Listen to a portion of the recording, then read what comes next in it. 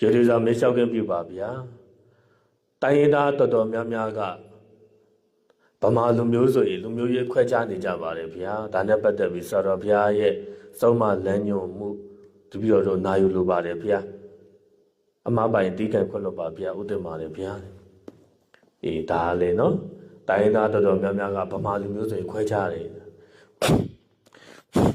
ဒါလည်းဘုန်းကြီးတို့နိုင်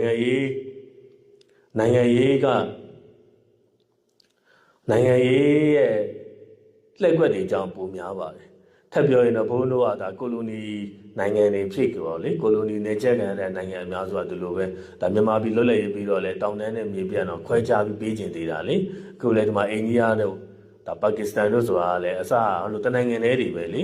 ေနော်ဘင်္ဂလားဒေ့ရှ်နော်အဲ့ဒါကိုဒါဘုန်းကြီးဒါအင်္ဂလိပ်တွေရဲ့ view ဟာပေါ့သူတို့ကရန်တိုက်ပြီးတော့လွတ်လပ်ရေးကိုခွဲပြီးပေးခဲ့တာအဲ့ဒါသူတို့ရဲ့ view ကအဲ့လိုပဲသူတို့ကလွတ်လပ်ရေးပေးရင်တော့မှရိုးရှောရှူရှူမပေးလိုက်ဘူးတမင်ဒါမတ်တဲ့အောင်သူတို့လုပ်ပေးခဲ့တယ်ဘာသာရေးခွဲလူမျိုးရေးခွဲနိုင်ငံခွဲပြီးသူတို့အဲ့လိုခွဲခြားပြီးလွတ်လပ်ရေးပေးလိုက်ပြီးအဲ့အခုလည်းဒီဒါမတ်တဲ့ကိုဖြစ်ကုန်တာဘာလို့အခုဒါကမ္ဘာသမိုင်းမှာလဲတော်တော်များတယ်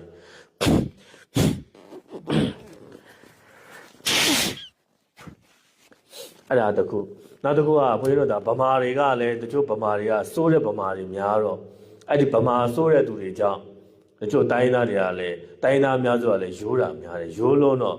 ကောင်းတာမြင်လဲသူတို့ကကောင်းပြီဟဲ့ဆိုရင်လဲဟိုလိုပြောရရင်ဘယ်လိုပြောမလဲဟိုလိုမျိုးတစ်ဖက်ပိတ်တွေများတယ်တစ်ဖက်ပေါက်တယ်ကောင်းတာမြင်လိုက်ရင်လဲစိုးတာလုံးနေလဲသူတို့အကောင်းပဲမြင်တော့တာအကောင်းကြီးဆွဲထားရင်ဒီဘက်ကကောင်းလူကောင်းလို့တတ်မှတ်ထားရင်စိုးတာလုံးနေလဲသူတို့ကအဲ့ဒါကိုအကောင်းလို့ပဲဆွဲသွားတတ်တယ်တိုင်းသားအားလုံးမပြောဘူးအများစုပြောတ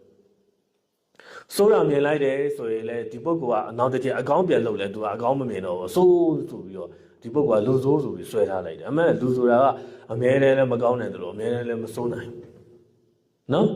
်ဒီလိုမျိုးခွဲခြားတယ်ဒါဗမာလူမျိုးတွေထဲမှာစိုးသွမ်းတဲ့သူတွေမရှိဘူးလားရှိတယ်ဒါပေမဲ့ကောင်းတဲ့သူတွေလည်းတပုံကြီးပဲလေအဲ့ဒါကိုဗမာမုန်းတီးရေးတော့အဲ့လိုမျိုးကြီးတော့မဖြစ်ရဘူးပေါ့နိုင်ငံရေးသမားတွေရန်တိုက်တိုင်းနားမယောင်အောင်ပေါ့မင်းကုန်းစာတော်ဘုရားကြီးတို့မဟာစီစာတော်ဘုရားကြီးတို့တကယ်ဗမာစစ်တွေဗျာဘလို့ကြီးညိုလေးစားစရာကောင်းတယ်လေဒီစာတော်ဘုရားတို့နော်ဘုံဥပမာပြောပြတာအဲ့ဗမာလူမျိုးတွေဘာဖြစ်တယ်လို့ပြောရင်အဲ့စာတော်ဘုရားကြီးတွေပါပြစ်မှာစော်ကားရကြပြီးတော့ကို့မှာအလကားနေအဲ့ကွန်မြူနစ်ဆယ်ပါပြစ်မှာနေပြီအဲ့တိုင်းသားတွေကြက်ကြက်တည်တာဗမာလူမျိုးတွေမှာလူဆိုးတွေမရှိဘူးလို့မပြောဘူးရှိတယ်လူကောင်းတွေလည်းအများကြီးပဲကြီးညိုလေးစားစရာကောင်းတဲ့စာတော်ဘုရားကြီးတွေရဟန္တာစာတော်ဘုရားကြီးတွေအများကြီးပဲအဲ့ဒါလူမျိုးရေးမခွဲခြားရဘူးပေါ့ဒီမှာဘုန်းကြီးတို့ဒီဒါမြန်မာနိုင်ငံမှာဆိုရင်လည်းတိုင်းရင်းသား135မျိုးစုပေမဲ့လည်းတကယ်စင်းကောင်းရင်မကောက်ဘူးနော်တခြားမျိုးနွယ်စုငယ်လေးတွေလည်းရှိသေးတယ်စင်းထဲမှာပါလာရရှိတယ်ဒါမခွဲခြားတဲ့မှာဘူးဒီလိုမျိုးခွဲခြားကွဲပြားနေမှာဆိုရင်လည်းဘယ်တော့မှတိုးတက်မှာမဟုတ်ရှိတယ်တချို့ဖိုးကြီးဝတ်တာတော့မှလူမျိုးရေးခွဲခြားသူ့လူမျိုးမဟုတ်ရင်မကြိုက်ဘုန်းကြီးတွေလူမျိုးရေးခွဲခြားပြောတော့ဗမာမကောင်းကြောင်းပြောတယ်အဲ့ဗမာလူမျိုးဆိုရင်ခွဲခြားတဲ့ဘုန်းကြီးတွေတပုံကြီးပဲအဲ့ဗမာလူမျိုးအဲ့ဗမာယဟန်ဗမာဘုန်းကြီးဆိုရင်ခွဲခြားတယ်ခွဲခြားပြီးတော့သူတို့ကခွဲခြားပြီးနေတော့ဗမာပြည်မှာနေတယ်ထပ်ပြောရရင်ဗမာတက္ကရာမရဲ့လူတန်းတဲ့ပစ္စည်းလေးပါကြတော့အလူခံတယ်ပြီးတော့အဲ့ဗမာဘုန်းကြီးမကောင်းကြောင်းဗမာလူမျိုးမကောင်းကြောင်းပြောတယ်အဲ့ဒီတိုင်းသားတွေလည်းတပုံကြီးတော်တော်ယုတ်တိမတန်လားဒီလောက်ဗမာမုံနေလေဗမာတက္ကရာမကြီးလှူတာမယူနဲ့လေအဲ့ဗမာတက္ကရာမကြီးလှူတဲ့လှူပွဲဝတ္ထုပစ္စည်းလေးပါကြတော့အလူခံတယ်ပြီးတော့ဗမာမကောင်းကြောင်းပြောတယ်ဗမာဘုန်းကြီးတွေသူတို့ကြောင်းလာရင်တဲခွင့်မပေးဘူးတချို့သာသနာပြုပါတယ်ဆိုတော့ဘုန်းကြီးကနာမည်တက်ပြီးမပြောချင်လို့ရိတ်တာတွေစာတင်တိုက်တွေရှိတယ်အဲ့ဒီတချို့တိုင်းသားအခုနာမည်ကြီးဘုန်းကြီးတွေလည်းရှိတယ်နာမည်မကြီးတဲ့ကိုတော်တွေအဲ့ဗမာကိုရင်ဗမာဦးစင်းလက်မခံဘူးဗျအဲ့ဒဲကိုငင်းတဲ့ရိတ်တာတွေရှိတယ်လို့စာတင်တိုက်တွေရှိတယ်ပြီးတော့တချို့ကဒဲမငင်းပြီမဲ့တွေ့ဝက်ပြီးအဲ့သူတို့လူမျိုးမဟုတ်ရင်အဲ့အထူးသဖြင့်ဗမာဦးစင်းလေးတွေကိုရင်လေးတွေဆိုမနေနိုင်အောင်သူတို့ပညာပြတာသူတို့နေတော့ဗမာပြည်မှာနေတယ်အလူခံတော့ဗမာတက္ကရာမရဲ့လူတဲ့ပစ္စည်းလေးပါနဲ့သူတို့နေတယ်ပြီးတော့ဗမာဦးစင်းတွေကိုရင်တွေကိုနှိပ်ကိုတာဗျအဲ့လိုတိုင်းရင်းသားဦးစင်းတွေတိုင်းရင်းသားဆရာတော်တွေအများကြီးပဲနာမည်တက်ပြီးတော့ပြောခြင်းပဲမပြောပါဘူးနာမည်တော့မတက်တော့ဘူးနော်ဘယ်တိုင်းရင်းသားလို့လဲနာမည်မတက်ချင်တော့တိုင်းရင်းသားတော်တော်များများထဲမှာအဓိကတော့၄မျိုးလောက် ၄မျိုးလောက်ရှိတယ်နော်ရခိုင်တို့ရှမ်းတို့မော်တို့အခုဖန်အားပြန်လာတော့ဖန်အားမှာလည်းကြုံရတယ်ကရင်တို့နော်လူမျိုးကြီးဆွဲတာဗမာမုံသီးတွေဆွဲနေတယ်နိုင်ငံရေးသမားတွေမြောက်ပေးတာအဟုတ်တယ်ဒါမဖြစ်သင့်ပါဘူးနော်တိုင်းသားကြီးကမောင်နှမတွေချစ်ချစ်ခင်ခင်စီးလုံးလုံးနေသင့်ပါအထူးသဖြင့်ဘုန်းကြီးတွေကိုယ်တိုင်ကလူမျိုးရေးဆွဲနေမှာတော့ပိုဆိုးတာပေါ့မဖြစ်တယ်ဘူးနော်လူမျိုးရေးအဆွဲဆုံးကတော့ရခိုင်ပြီးတော့ရှမ်းမော်ကရင်ဒါဘုန်းကြီးသိတဲ့လောက်ပြောတာပါဒါမှကြံပါသေးတယ်ပြောရတော့အများကြီးပဲနော်ဒါအထင်ရှားဆုံးပြောပြတာသူတို့လူမျိုးသူတို့နဲ့မျိုးတူတဲ့လူမျိုးတူတဲ့ဦးစင်းကိုရင်ကိုပဲလက်ခံတာဗျလူမျိုးမတူတဲ့ဦးစင်းကိုရင်ဆိုမနေနိုင်အောင်နှစ်ကိုဒါကြောင်မကောင်းကြားမကောင်းဘုန်းကြီးတို့ကပြောပြန်တော့မကောင်းနော်အဲ့လိုဘုန်းကြီးတွေအများကြီးပဲဒါမဖြစ်သင့်ပါဘူးဆရာတော်တွေကိုယ်တိုင်ကအဲ့လောက်အမြင်ကြီးပြီးအစွဲရှိကြီးနေဒီကဓမ္မတွေရောဘယ်လိုမျိုးအစွဲနဲ့အောင်ဆုံးမမလဲဘုန်းကြီးတွေကိုယ်တိုင်ကရှေ့ကစိုးပြနေတော့ခက်တော့ခက်တာနော်ဖခင်ရောဗုဒ္ဓကိုတကယ်ကြည်ညိုရင်လူမျိုးကြီးမခွဲကြရအောင်နော်လူမျိုးကြီးမခွဲကြဗုဒ္ဓကဒါတကယ်မကြည်ညိုလို့ပဲလူမျိုးကြီးခွဲကြတဲ့သူတွေဒီဖခင်ကိုတကယ်မကြည်ညိုတဲ့သူတွေဟန်ပြလူရှိသူရှိမှကြားကောင်းအောင်ဘုန်းကြီးဝိတ်ပြီးတော့နေတာဖခင်စကားနားမထောင်တဲ့သူပဲဗုဒ္ဓကလူမျိုးကြီးမခွဲကြဘူးဗမာတွေရှမ်းတွေမော်တွေရခိုင်တွေမခွဲဘူးဒီအိန္ဒိယကလားတွေနေဘောတွေဂေါ်ရခါတွေလည်းမခွဲဘူးနော်ဒီအာရှသားဥရောပသားဒီအာဖရိကသားမခွဲကြဘူးဖခင်ရဲ့အဆုံးအမတွေလက်တွေ့ကျင့်ကြံရင်ကောင်းကျိုးရမယ်လက်တွေ့မကျင့်ရင်ဆိုးကျိုးဖြစ်မယ်ဒါပဲလူမျိုးရေးခွဲခြားတာမဟုတ်ဘူးလူမျိုးရေးခွဲခြားနေလေဗုဒ္ဓရဲ့တာဝကအစ်စ်မဟုတ်ဘူးဖခင်သားတော်သမီးတော့မဟုတ်ဘူးပဲ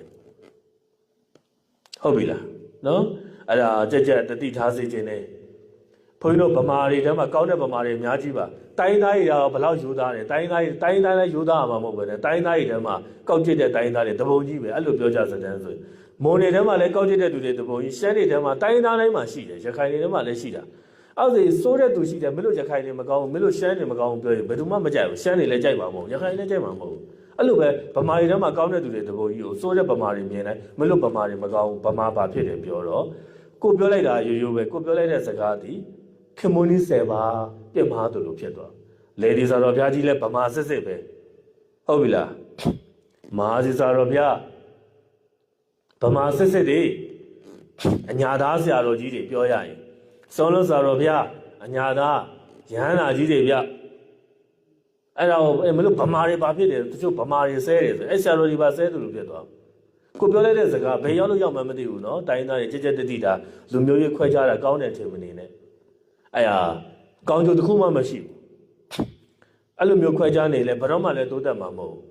အမြဲတမ်းရံပွဲတွေနဲ့စစ်ပွဲတွေနဲ့ပဲမအေးမချမ်းဖြစ်နေမှာပဲ